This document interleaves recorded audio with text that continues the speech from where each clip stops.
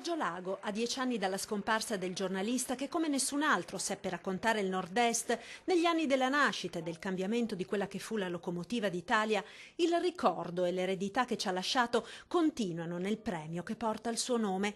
Marco Paolini, Marzio Breda, Renzo Rosso, Claudio Ronco e poi il Famila Basket Schio e la Città della Speranza sono i vincitori dell'edizione 2015 del Premio Lago, nato come riconoscimento giornalistico, poi allargato a tanti altri settori.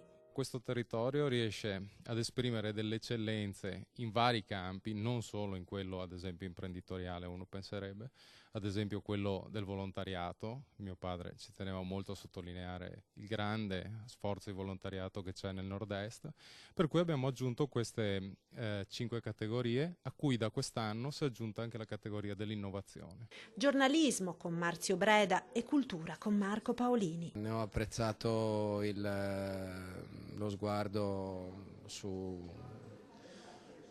paesaggio e su quello che ci stava intorno, che stava cambiando, e lì per fare quello bisogna chiudere gli occhi e non guardare soltanto quello che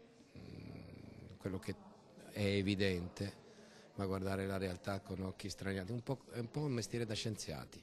Un uomo ed un giornalista che ha capito ed interpretato da precursore la profonda trasformazione del nostro territorio. Abbiamo fatto delle cose che hanno fatto pensare la gente quale sarebbe la strada giusta per il Veneto, il federalismo, il movimento dei sindaci, le autonomie. Un premio, quello intitolato a Giorgio Lago, che vuole segnalare quelle figure e realtà che interpretano di fatto i valori del Nord-Est, cultura e giornalismo che si affiancano ad imprese, sport e volontariato. Riconosce secondo me l'impegno di tanti volontari, 20 anni che tanti volontari si prodigano per raccogliere fondi, per sostenere la ricerca. È un bel simbolo proprio che sta a significare un impegno nel tempo.